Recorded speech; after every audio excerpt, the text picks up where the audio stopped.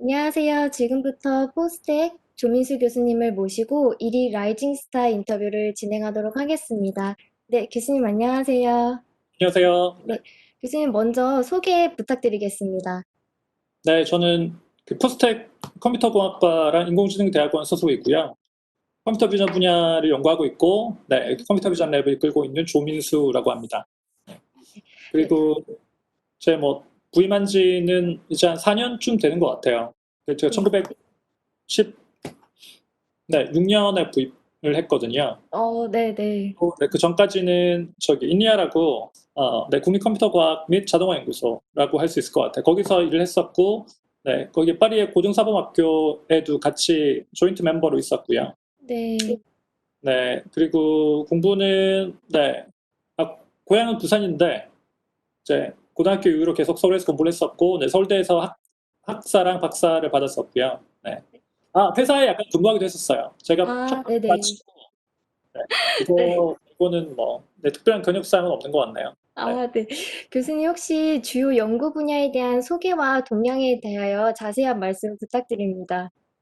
네, 저는 말씀드렸다시피 이제 비전 분야를 연구하고 있고요. 컴퓨터 비전. 네. 네, 컴퓨테이셔널 비전의 약자고, 이제 비전이라는 게 시각을 의미하는 거잖아요. 그 눈으로 볼 수 있는 그 무언가를 이제 이해하기 위한 그런 이제 컴퓨터 과학의 한 분야인데, 이제 네. 주로 생각하시면 물체인식이랑 이제 저희도 요즘에 셀폰, 핸드폰 보면은 거기 카메라 이제 보면 다 얼굴 인식들 다 하고 이러잖아요. 네, 맞습니다. 그런 식의 물체인식이랑 그리고 영상들 간의 어떤 관계 같은 것들을 정합하는 그런 정합 관련된 연구들, 그걸 통해서 3차원으로 복원해서 아마 아시겠지만 요즘에 다 VR이랑 AR 같은 거 보면 영상을 찍으면 거기에 이제 버추얼한 물체 같은 것들을 올리고 이렇게 하기 위한 어떤 그런 주변 환경을 인식해서 복원하는 문제들이 있는데, 그런 것들을 주로 연구하는 분야가 제가 하는 분야라고 생각하시면 될 것 같아요. 그리고 저는 네네. 그 중에서도 이제 되게 펀더멘탈한 분야인 정합 문제 쪽을 많이 연구를 해왔었고요.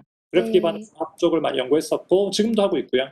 음, 그리고 물체인식 문제, 그리고 비디오 쪽에 동작 인식하는 문제들, 그런 분야를 주로 연구하고 있는 편입니다. 그리고 이제 특히 이제 그런 분야 문제 중에서 실제로, 어, 보통 이제 그런 문제를 풀기 위해서 다양한 학습 방법들을 도입하게 되는데요. 그때 보통은 네. 데이터들이 대체로 사람들이 이제 어노테이션을 해준, 이게 보통 이제 감독적 학습이라고 하는데, 그러니까 네네. 슈퍼바이스 러닝 기법으로 보통 이제 그런 것들을 문제를 풀게 되는데요. 제가 주로 연구하고 있는 분야는 그런 것들 가능하면 슈퍼비전 없이 그런 감독적인 방법을 사용하지 않고 학습을 하고 문제를 풀어낼 수 있는 그런 방법론들 쪽을 주로 많이 연구하고 있다고 생각하시면 될 것 같아요. 네, 네. 그리고 관련된 신경망 기반의 그런 그 구조들, 그런 것들에 대한 연구들도 많이 진행하고 있고요. 네, 음, 네. 그렇습니다. 그리고 아까 동양에 대해서 말씀을 드려야 될 것 같은데, 동양은 네네. 아마 이제 인공지능에 많은 관심을 가지신 분들은 다들 딥러닝 많이 얘기 들어보셨을 것 같아요. 네네. 실제로 딥러닝이 가장 많이 변화를 이제 만들어낸 분야 중에 하나가 비전 분야이긴 하거든요. 음, 비전 분야가 사실 딥러닝이 가장 많이 활용되고 또 연구되고 있는 분야이기도 하고요. 사실은 2010년쯤에서 그때부터 이제 되게 많이 바뀌어 왔다고 볼 수 있을 것 같아요. 연구 분야의 네. 방법론들이. 그래서 그 전까지 주로 고전적인 이제 기법으로 연구됐던 그런 그 문제들이 2010년 기점으로 해서 그 뒤로부터 많이 이제 딥러닝 기반의 기법들, 신경망 기반의 기법들로 많이 바뀌고 있는 상황이고요. 네. 그런 와중에 사실 신경망 기반의 기법이라고 해서 무슨 아주 대단한 게 아니라 예전에 네. 고전적인 방법들을 재해석을 하는 걸 통해서 이제 새롭게 이제 발전시키는 연구들이 거의 주라고 생각하시면 될 것 같거든요. 그래서 그런 연구들이 많이 네. 이루어지고 있는 편이고요. 네네. 여전히 신경망 기반의 어떤 고전적인 기법의 재해석 이런 것들이 일어나고 있는 게 첫 번째 가장 큰 흐름일 것 같고요. 네. 두 번째는 이제 신경망 기반의 기법들로 바뀌면서 가장 큰 이제 변화 중에 하나가 있다면, 그 신경 기반 자체가 이제 레이어들을 여러 개를 가지고 있고 그것들을 같이 이제 엔드투엔드로 학습하는 기법들이 보통이고, 그렇다 보니까 이전에는 어떤 우리가 사용했던 그런 특징 같은 것들이, 예를 들면 이미지라면 이미지에 쓰이는 특징들이 대부분 이제 하나의 그 단일한 특징이었거든요. 근데 이제 이게 계층화된 특징들이 추출할 수 계층화된 특징들을 추출할 수 있는 그런 기반이 만들어졌기 때문에 어떻게 이렇게 계층화된 학습된 그런 여러 레이어 층들을 네네. 실제로 문제를 푸는데 활용하고 그걸 가지고 더 큰 어떤 뭐랄까 뭐랄까 더 문제 그리고 더 어려운 문제를 풀 수 있을 것이냐에 대한 연구들이 아마 두 번째 큰 흐름 중에 하나일 것 같아요. 네. 그리고 뭐 세 번째는 여기서 파생되는 거긴 한데 예전에 이제 비전 문제들이 그때도 잘 풀렸다고 사람들은 이야기를 했는데 지금 와서 네. 돌아보니까 상황이 좀 많이 바뀌면 잘 이제 저희가 이제 연구해왔던 내용들이 잘 적용이 되지 않는 부분이 많았었거든요. 근데 이제 신경학 네. 기반의 기법들이 발전하면서 그런 부분들이 많이 해소가 되는 상황이기 때문에 문제가 되게 확정되고 있는 게 맞는 것 같아요. 예전에 풀었던 문제들을 좀 더 현실적인 문제로 바꿔서 더 네. 도전적인 환경에서 문제를 풀어내는 그런 식의 연구 방향이 제가 보기에는 또 그 큰 세 가지 방향 중에 하나일 것 같습니다. 네, 일전에도 간략하게 말씀을 해주시긴 하셨지만, 포스텍 교수로 임용되시기 전에 해외의 우수 AI 연구소로 알려진 인니아에서 연구 활동을 하셨는데요. 그곳에서 특별히 느끼신 점이 있으시다면 관련하여 말씀 부탁드립니다. 네, 네, 이니아에서 제가 그러니까 한 4년 반, 5년 가까이 있었던 것 같아요. 갈 네. 때는 이렇게 오래 있을 거라고 생각하지 않았었는데 아, 네. 가보니까 되게 좋더라고요. 그래서 계속 네. 또 거기 보스랑도 되게 잘 맞고 해가지고 오랫동안 있었는데요. 그러니까 네. 원래 이제 제가 인리학 가게 된 거는 제가 하던 연구 자체가 이전에 하던 연구가 주로 이제 그래프 기반의 정학 기법들을 많이 연구를 했었는데요. 제가 또 좋아하던 그 연구자들 몇 분 있었는데 공교롭게도 그 중에 많은 분들이 인디아에 계셨어요, 실제로. 아, 그래서 이제 네. 인디아로 가게 된 건데 학회에서 이제 컨택을 했었었고 그래서 잘 돼가지고 가게 된 거였는데요. 장점 가서 이제 느낀 게 있다면 한국이랑 정말 다르다라는 게 일단 첫 번째. 아, 네네. 여기서 다른데 일단 프랑스라는 나라 자체가 되게 다르더라고요. 완전히 네. 여기는 새로운 세계고 일단 네. 말도 잘 안 통하지만 네. 뭐 제가 영어를 아주 유창하게 하는 것도 아니었지만 불어니까 이게 더 힘들더라고요. 이제 네. 생활에서는 아무래도. 그랬었고 연구소는 다 영어를 쓰니까 괜찮았는데 문화적인 차이가 좀 있었던 것 같긴 해요. 그래서 네. 그런 경험 자체가 저한테는 되게 자극적이어서 음, 많은 생각을 하게 되는 시기였던 것 같습니다. 근데 이제 연구 쪽으로 좀 북한에서 이야기를 해보자면 네. 일단은 그 연구자들의 태도가 우리나라랑 좀 다른 것 같아요. 이분들은 음, 별로 생계에 대한 걱정을 아, 하지 않아요. 그러니까 예를 들면은 아, 네. 그 이분들 돈을 많이 받는 분들이 아니거든요. 그러니까 아마 한국의 그 연구자들이 받는 월급이나 샐러리에 비하면 이분들이 아마 훨씬 적게 받을 거예요, 제 생각에. 프랑스 아, 자체가 과학자들에 대한 대우 자체가 물론 사회 전반적으로 이분들 공무원이기 때문에 공무원들의 월급이 별로 높지 않은 편인 것 같고요. 어, 네. 그런데도 이제 이분들이 사실 연구를 하고 또 계속 그렇게 사시는 이유가 어, 이제 정말 뭐랄까 순수한 그 어떤 학문에 대한 열정 그런 아, 게 너무 강하다라는 걸 되게 많이 느꼈었고요. 물론 저도 네네. 순수하다고 생각했지만 이분들에 비할 바는 아니더라고요. 그래서 아, 그게 되게 네. 인상적이었던 게 첫 번째 사실 되게 인상적이었던 거고 네. 정말 연구를 좋아서 하는구나 그런 음, 것들이 되게 많이 느껴져가지고 보통 저희는 이제 뭐 어디 연구하거나 이러면은 뭐 전망이 좋고 더 안정적인 직장 뭐 이런 생각을 하잖아요. 네, 아무래도 그렇습니다. 이분들 그런 분들이 아니더라고요. 오히려 어, 여기는 프랑스라는 사회 자체가 복지 제도가 워낙 좋다 보니까 뭘 하든 게 네. 안정적인 것 같아요. 그렇다 보니까 아, 그런 건 일단 고려하지 않고 그런 선택을 할 수 있는 것 같긴 한데 연구에 대한 열정이 대단히 높다라는 게 되게 인상적이었고 또 그만큼 또 잘하시는 분들이 많았었고요. 네. 그리고 좀 자유로운 어떤 분위기? 물론 저도 이제 한국에 있을 때 자유로운 랩에서 연구를 했었는데 여기는 수준 자체가 좀 다르게 자유롭다는 생각이 좀 들었었고요. 네네. 위계도 더 없고 물론 이제 한국 사회도 이제 위계가 많이 없어진 사회이긴 하지만 네. 프랑스는 확실히 뭐 그런 면에서는 뭐 아주 너무 자유로운 편이었고 그리고 좀 호불호가 뚜렷하다 그런 생각을 많이 해요. 그러니까 예를 들면 자기가 연구하는 분야가 있으면 거기에 대한 네. 생각이 좀 뚜렷한 사람들을 많이 만났던 것 같아요. 근데 그게 전반적인 분위기라고 느껴지는 것 같습니다. 그러니까 한국 사람들은 좀 조심스럽게 얘기를 하는 게 있는데, 네. 뭐 제가 있던 연구소에서는 뭐 자기가 좋아하는 연구 성향이 뚜렷한 편이었고요, 대부분.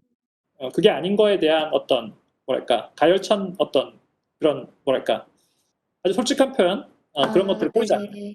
그래서 디스커션 같은 걸 하면 배우는 게 되게 많아요. 그런 아 것들이 되게 좋았던 경험 중에 하나였던 것 같습니다.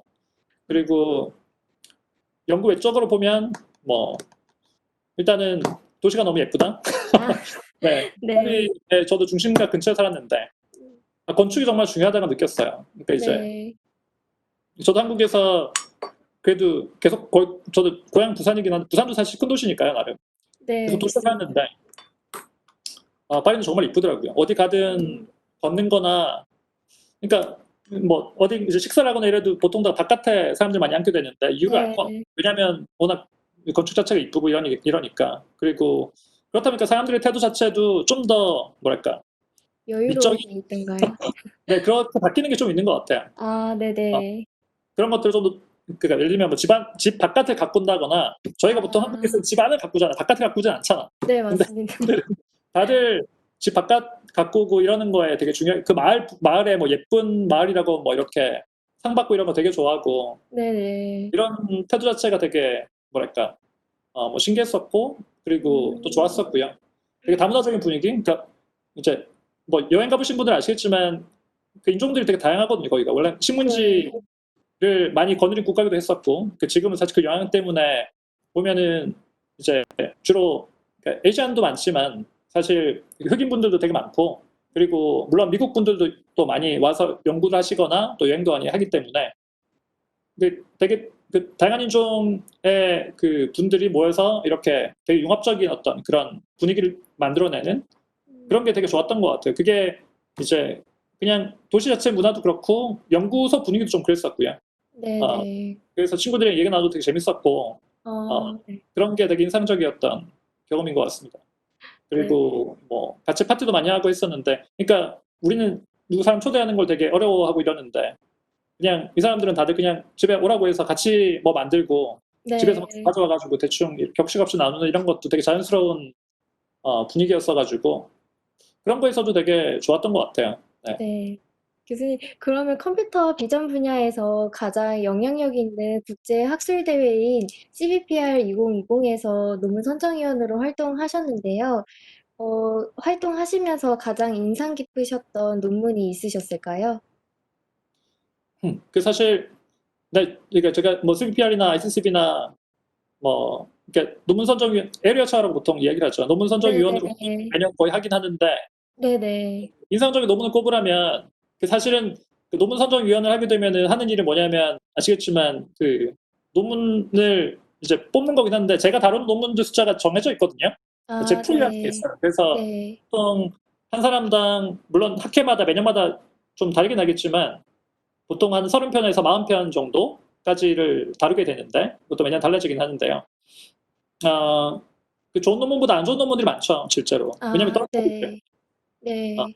그리고 그때 배우게 되는 거는 사실 이제 그 좋은 논문을 그 본다기보다는 좋은 리뷰를 보는 거. 그러니까 리뷰어들이 이제 아, 리뷰 평가를 하면 그걸 보고 이제 저희가 네. 사실 거기에 기반해서 판단을 해야 되거든요. 물론 네네. 저희도 살펴봐야 되겠지만 체어들도. 저는 사실 그 논문 선정위원을 하면서 매년 느끼는 게, 야, 정말 리뷰라는 건 이렇게 써야 되는 거구나라는 좋은 리뷰어에 아, 대한 그 어떤 인상 그런 게 훨씬 강한 네네. 것 같아요. 그래서 음, 오히려 좋은 논문을 뽑으라고 하면 제 프레는 사실 제 개인적으로는 뭐 아주 훌륭하다라고 뽑고 싶은 연구가 사실 있지는 않았었고요. 물론 좋은 네. 연구를 했었지만 사실은 뭐 이제 그때 2010년 CVPR의 베스트 페이퍼로 뽑혔던 연구가 사실 저도 제일 되게 인상적이었던 것 같긴 해요. CVPR에서 아, 봤던 연구 중에서는. 그거는 네네. 뭐 다들 검색해 보시면 거기 올라와 있을 테니까 네네. 코드 그룹에서 나왔던 그 3D 리컨스트럭션, 그 싱글 뷰에서 3D 리컨스트럭션 하는 그 연구였는데 뭐 데모도 있으니까 한번 보시면 되게 인상적일 것 같습니다. 뭐냐면 그냥 저희가 보통 3D 리컨스트럭션 하기 위해서는 되게 다양한 뷰에서 촬영한 이미지들이 많이 있어야 되거든요. 그리고 그 네. 자체 물체도 리지드해야 되는 그러니까 디포메이션이 없는 물체여야 되는데 이 연구는 사실 싱글 뷰고 디포메이션도 많은, 그리고 실제로 그런 같은 클래스지만 다양한 어떤 디포메이션을 가지고 있는 물체들 이미지로부터 바로 학습을 해가지고 3차원 어떤 모습을 바로 복원해내는 연구였는데요. 그 네. 아이디어는 대칭을 이제 기반으로 해서 우리가 보는 물체가 대칭성을 갖고 있을 거다라는 그 가정을 가지고 이제 그걸 활용해가지고 물체를 복원하는 연구인데 어, 네. 대단히 그 인상적이었고 뭐 또 특히 저처럼 이제 커레스폰던스 문제에 관심을 갖고 있는 사람들한테는 네. 인상적이었던 것 같습니다. 왜냐하면 보통 아, 그런 것들을 저런 식의 디포메이션들이 있는 환경에서도 적절히 활용해서 복원해낼 수 있다는 것 자체가 되게 좋게 느껴졌기 때문에 한번 보시면 좋을 것 같다는 생각이 드네요. 네. 교수님 지금 전 세계적으로 AI 연구가 활발하게 이루어지고 있는데요. AI의 핵심 기술이자 또 눈으로 정의되고 있는 컴퓨터 비전 분야의 우리나라 현황과 또 연구 전망에 대한 교수님의 소견을 듣고 싶습니다. 네, 뭐 제가 그 뭐 한국의 비전 분야를 평가할 정도 그런 네. 뭐 입장은 아니라 가지고 근데 굳이 제 네, 네. 의견을 얘기하면 한국은 그 컴퓨터 비전 분야에 있어서는 되게 그 자부심을 가져도 좋을 만한 그런 상황인 것 아, 같아요. 생각에. 네, 네. 맞습니다. 왜냐하면 AI 분야가 여러 개가 있긴 한데 비전 분야가 중요하거든요. 근데 이제 지금 네, 학회에 가보시면은 참석자들만 봐도 그렇고 발표하는 논문이나 연구를 봐도 그렇고 한국인들 비율이 꽤 많아요. 그러니까 특히 이제 인구에 네, 비하면 되게 잘하는 편이고 아시아권에서는 중국 다음으로 사실 제일 강력한 어, 음, 연구 능력을 갖고 있는 나라인 거 분명한 것 같고요. 세계적으로 보도 네, 아마 제 생각에 5위권 안에 들 거예요. 분명히. 네. 네네, 5위권이라고 할 때 여기서 이제 물론 뭐 이거는 좀 뭐랄까요. 여러 가지 팩터들이 있긴 한데 어쨌든 그 꽤 많은 지분을 갖고 있는 비전 분야에 있어서 그런 나라가 되게 네, 많습니다. 그래서 물론 이제 어, 연구에 또 질적인 측면들이 있으니까 그런 걸 다 함께 네, 고민하자면 사실 물론 아직까지 가야 할 길이 좀 멀긴 하지만 네, 그래도 우리나라의 어떤 뭐랄까 다른 경제적인 수준이나 이런 걸 고려하면 우리나라가 사실 비전 기술력은 되게 높은 편이라서 앞으로도 계속 전망이 밝을 것 같고요. 특히 네, 뭐 요즘에 정글 연구자들을 보면은 잘하시는 분들이 정말 많거든요. 네, 오히려 저 때보다 훨씬 더 많으신 건 확실한 것 같고 저희 때는 논문 발표하는 사람들 학회 뭐 제가 처음에 스위피어 참석했을 때가 2007년 정도였던 것 같은데 그때는 그러니까 논문 발표하는 사람 중에 한국인들 숫자가 되게 적었었고요. 네, 그중에서도 또 대부분이 다 이제 해외에서 유학하고 있는 분들이 아, 대부분이었기 때문에 네, 지금랑 비교하면은 정말 다르죠. 왜냐하면 지금은 한국인 연구자들이 발표를 좋은 논문 발표를 되게 많이 하거든요. 네, 그리고 같이 네, 모일 수가 없을 정도로 이제 너무 많아요. 학회에 가면. 물론 네, 학회 자체 규모도 커졌긴 했지만. 그래서 뭐 이렇게 계속 발전해 나간다면 뭐 더 좋아지지 않을까라는 생각이 들고, 네, 뭐 이제 좀 저희가 이제 생각해봐야 될 거는 이제 어느 정도 수준에 올라왔기 때문에 좀 뭐랄까요 너무나 시류를 쫓는 그런 연구를 하는 거나 아니면 뭐 논문 수를 가지고 너무 따진다거나 이제 그럴 때가 아, 아니라 네네, 독특하고 좀 근본적인 연구 그리고 좀 새로운 길을 개척하는 연구 그런 거에 네, 집중을 해야 되지 않을까 그런 생각이 들긴 합니다. 저도 그러고 싶고 또 많은 네. 또 동료나 또 후배 연구자들도 그러시지 않을까 싶네요. 네. 네. 교수님 혹시 그렇다면 교수님이 연구에 집중하실 수 있도록 영향을 미친 인물이나 혹시 기감으로 삼으시는 연구자가 있으실까요? 음. 근데 사실 영향을 미친 사람과 기감이 된 사람은 두 개는 사실 구별되는 거라서 네, 잘 맞습니다. 모르겠는데 일단 귀감이 되는 사람을 이야기하자면 네.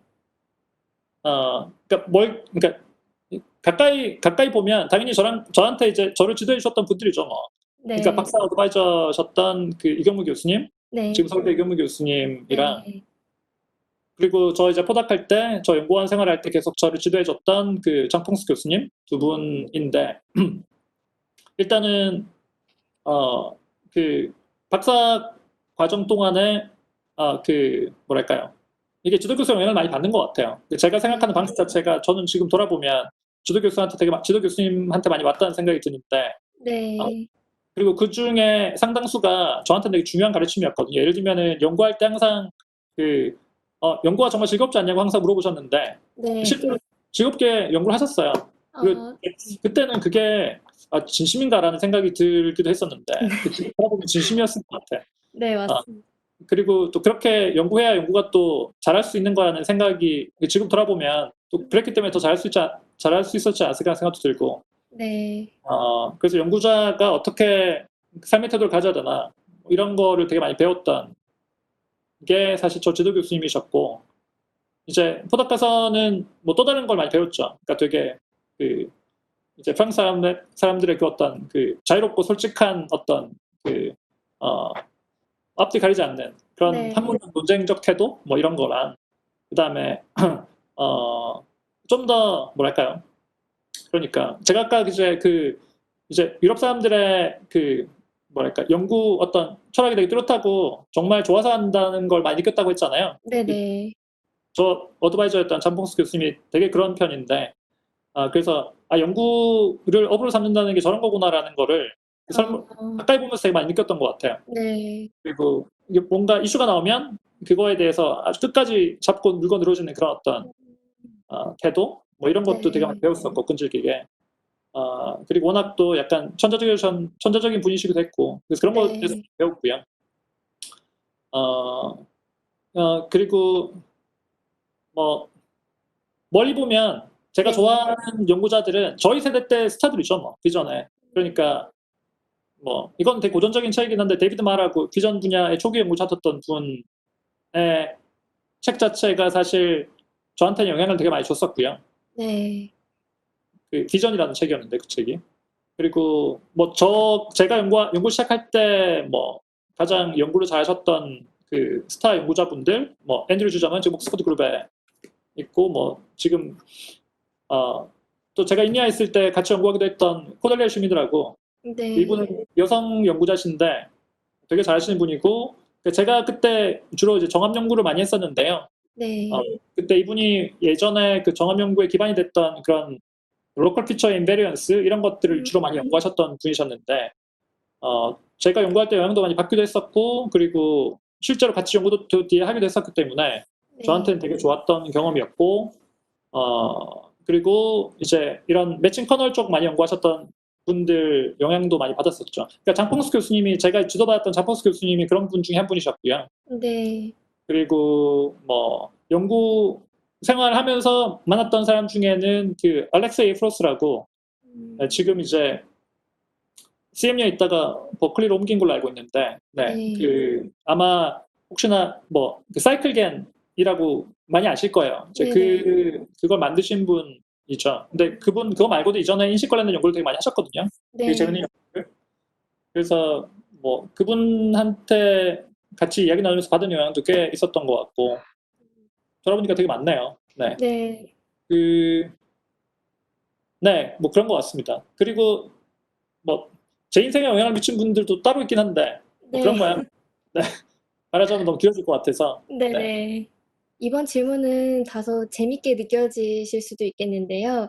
교수님을 표현할 수 있는 키워드를 꼽는다면 무엇일지 관련하여 말씀 부탁드립니다. 키워드라면 연구에 관련된 키워드 말씀하시는 거죠? 네, 뭐, 연구적인 측면도 괜찮고 개인적인 측면도 괜찮습니다. 연구 얘기를 하는 게 좋을 것 같네요. 네. 네, 네, 뭐, 저는 뭐, 제가 연구 자체 했던 테마 자체가 정합 관련된 연구라서, 뭐, 네. 정합, 그리고 뭐, 관계, 음, 어, 뭐, 뭐 그런 게 키워드가 될 수 있지 않을까라는 생각이 들고, 네. 그, 사실은 제가 정합 연구에 관심을 가진 이유가, 저는 개인적으로 그런 어떤 물체들 간의 관계를 파악하는 게 되게 지식의 어떤 지식을 추출하는 거에 있어서 되게 중요한 정말 중요한 키라고 생각하거든요. 그러니까 네. 우리가 보통 지식이라고 생각하고 있는 게 단순히 어떤 특정한 개체에 대한 어떤 그런 특징 이런 걸 추출하는 게 아니라 사실은 그 특정한 개체의 특징이라는 거는 다른 관계망을 통해서 파악되는 거기 때문에 네. 실제로 이런 관계망을 파악할 수 있는 능력 그런 것들을 실제 컴퓨터가 가지게 하는 게 실제로 지식을 습득하고 그리고 이해하는 거에 있어서 가장 중요한 팩터일 것 같아요. 그런 네. 관점에서 보면 정합이라는 거는 이제 그런 핵심적인 역할을 하는 그런 연구 토픽이라고 생각할 수 있을 것 같고요. 그래서 뭐 이런 개체들 간의 어떤 대인 관계를 만들고 파악하고 그런 걸 통해서 실제로 학습을 해낼 수 있는 그런 능력, 이제 그런 능력을 컴퓨터가 가지게 만드는 게 제일 중요하다고 보기 때문에 뭐 그러면서 보자면 뭐 제가 연구하는 테마의 그 중심에는 항상 그런 correspondence matching 이런 뭐 키워드가 있을 것 같습니다. relation 뭐 이런 네. 키워드. 네. 네. 선생님 감사합니다. 네. 네. 교수님 혹시 이 분야로 진출하려는 후배들에게 조언을 해 주신다면 어떤 말씀을 하시고 싶으신가요? 네, 뭐 그 질문은 사실 되게 지루한 얘기밖에 할 수 없을 것 같은데 다들 네. 들어보셨어요. 전공 분야 공부 열심히 해라. 네. 네. 제일 네, 뭐 중요합니다. 거고요. 네.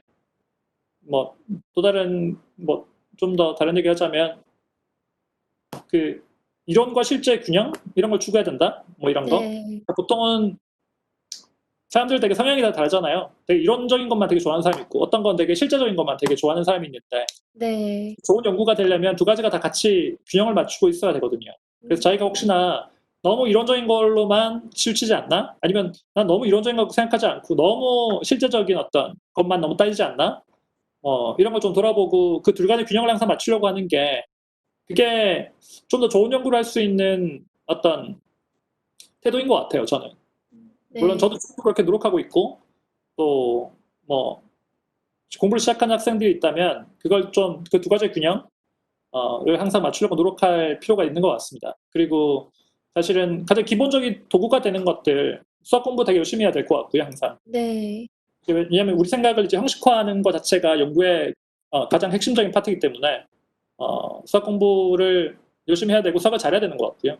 음. 그리고 철학 공부 이것도 되게 좀 중요한 것 같아요. 그러니까 네. 우리가 갖고 있는 생각 그리고 연구의 어떤 사실 방향을 결정하는 게 어떻게 보면은 되게 하이 레벨의 어떤 그런 연구자들의 철학인데 사실 이런 네. 것들은 자기가 잘 그런 개념들을 만들고 또 방향을 설정할 수 있어야 되는 거고 그런 면에서 사실 너무 테크니컬한 거에 매몰되지 않고 좀 이제 거리를 두고 어, 생각할 수 있는 능력 그런 것들이 중요할 것 같습니다. 전 철학 공부하는 네. 게 철학책 읽고 이런 것도 사실 평소에 기본적인 소양으로 많은 연구자들이 해야 될 일 중에 하나인 것 같아요. 지금 저도 사실 네. 이렇게 말고 나니까 저도 별로 철학책을 요즘 못 읽고 있긴 한데 아 네네. 옛날엔 꽤 좋아했었거든요. 어 어, 혹시 그러면 근데 교수님께서 추천하고 싶은 철학책은 따로 있으신가요?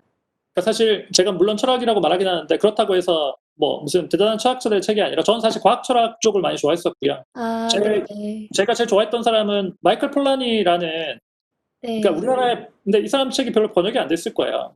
그 아. 제가 대학원 때 그 이제 이분 책의 강독 수업을 들어갔었는데 그때 그냥 원전을 읽는 거였는데 그 당시에 어 그 책이 그 퍼스널 날리지라고 이게 네. 번역한 인격적 지식이라는 책이었거든요. 음. 마이클 플라니가 되게 유명한 과학자이기도 하고요. 그 네. 물리화학 쪽을 했던 되게 유명한 과학자이기도 하고 네. 또 이제 후반기에는 철학 쪽 전향해서 과학 철학 쪽을 연구하셨는데 저한테는 그 책이 정말 연구를 할 때도 그렇고 그냥 삶의 어떤 인생관 거기도 되게 많이 영향을 줬던 것 같습니다. 그래서 혹시나 네. 여러분이 그 가벼운 책은 아니라서 제가 추천하기 좀 그렇긴 한데 네. 기회가 된다면 마이클 폴라니의 네, 펄스널 날리지를 한번 읽어보시면 좋지 않을까라는 생각이 들고 네. 그리고 그냥 정서적으로는 제가 되게 방황할 때 도움됐던 책은 그 여러분도 많이 읽어보셨을 것 같은데 그 릴케의 젊은 시인에게 보내는 편지라는 책이 아 있거든요. 네. 되게 좋아했어요. 거기 보면은 왜 그 시인 지망생한테 보내는 편지를 이렇게 잘 이렇게 써가지고 어떤 식으로 이제 그런 절망에 빠져 있는 고민하는 네. 청년들한테 그 릴케가 이렇게 조언을 해주는지를 볼 수 있는데 어, 내가 이거 연구하는 게 맞나? 그리고 내가 이렇게 사는 게 맞나라는 생각이 들 때 읽어보시면 아마 네. 되지 않을까? 네, 아마 멘탈을 관리하는데 아 네네. 네, 감사합니다. 교수님 네. 혹시 끝으로 연구 활동과 관련한 앞으로의 계획에 대하여 말씀 부탁드립니다. 네, 뭐 연구 계획은 그냥 재밌는 연구를 계속하고 싶다. 뭐 이런 게 그냥 계획이고요. 물론 지금도 재밌지만 더 재밌는 연구를 하고 싶다. 뭐 네. 로 요약할 수 있지 않을까라는 생각이 들고 아, 제가 앞서서 이제 연구하는 게 주로 정학 관련된 거고 그리고 어떻게 하면 학습할 때 감독적인 지식 같은 거 없이 컴퓨터가 스스로 이제 학습할 수 있는 방법을 만들 수 있을까라는 이걸 연구한다고 말씀을 드렸잖아요. 네네. 뭐 굳이 제가 좀 이제 계속 연구해서 이제 성취하고 싶은 게 있다면 그 극한이 어딘가 도대체 슈퍼비전 어디까지 어떤 관계망으로 환원이 가능하고 그리고 도대체 가장 핵심적인 어떤 슈퍼비전이 뭐고 가장 핵심적인 어떤 그런 프라이어 그리고 데이터 그런 건 도대체 어떤 건가 그런 것들을 어떻게 확인하고 또 형식화할 수 있을지 뭐 이런 것들을 좀 뭐랄까요 제대로 알아낼 수 있으면 좋겠다는 그런 꿈이 있긴 하죠. 근데 뭐 어디까지 될지 잘 모르기 때문에 네. 그래서 뭐 시간이 충분히 있다면 정말 좀 더 실제적인 문제들에 있어서 사람 인간 수준의 어떤 그런 관계 파악 능력이 있는 그런 인공지능을 좀 만들어 볼 수 있었으면 네, 그랬으면 좋을 것 같다는 생각이 드네요. 네. 아, 근데 뭐 아마 네. 뭐 오래 걸릴 것 같습니다. 아, 네. 교수님, 혹시 금일 진행된 인터뷰 중에서 덧붙이고 싶은 내용 있으셨을까요? 네, 덧붙인다면 당연히 학교 홍보를 해야 될 것 같은데. 네, 네. 네, 포스텍이 지원하시고요. 네. 네. 포스텍이 사실은 또 이제 어, 꽤 지방에 있기 때문에 그 많은 학생들이 요즘에는 대부분 서울권이나 서울 근처에 있기를 원하는 것 같더라고요. 아, 근데 네. 물론 이제 서울권에 있으면 그 장점이 또 있죠. 근데 또 그만큼 단점도 있기 때문에 어, 특히 연구 차원에서 보자면 또 어떻게 보면은 오히려 좀 이제 포항 같은 곳에 와 있는 게 훨씬 더 좋을 수가 있거든요. 전 개인적으로 어, 이제 포항 생활하는 게 너무나 마음에 들고 그리고 학생들도 아마 잘 적응한다면 충분히 즐기면서 연구할 수 있는 환경일 것 같아요. 그래서 너무나 네. 손익을 갖지 말고 네, 그 포스텍이 정말 좋은 환경, 연구 환경이랑 또 생활 환경을 가지고 있는 곳이기 때문에 또 좋은 교수님과 연구진들을 가지고 있는 학교이기 때문에 네. 어, 많이 지원을 해주셨으면 좋겠다라는 게 제 바람이고 네. 그리고 제 지로는 사람은 바닷가에 살아야 된다. 아, 네. 특히 바닷가를 좋아하시는 분들은 네. 꼭 네, 포스텍으로 오시면 좋겠다는 생각이 듭니다. 네. 저희 이릭도 포스텍 AI 대학원과 협약 체결이 되어 있거든요. 그렇군요. 네. 네, 그래서 AI 대학원에 저희 이릭도 홍보에 앞장설 수 있도록 하겠습니다. 네. 감사합니다. 네. 그럼 교수님 인터뷰를 마무리 지을 시간이 되었는데요. 이번 인터뷰를 통해서 컴퓨터 비전 분야의 연구자들이 크게 동기부여 받았으리라고 생각합니다. 네, 연구와 강의로 분주하신 가운데 귀한 시간 내어주셔서 진심으로 감사드립니다. 그럼 이것으로 이릭 라이징 스타 인터뷰를 마치도록 하겠습니다. 감사합니다. 네, 감사합니다, 선생님.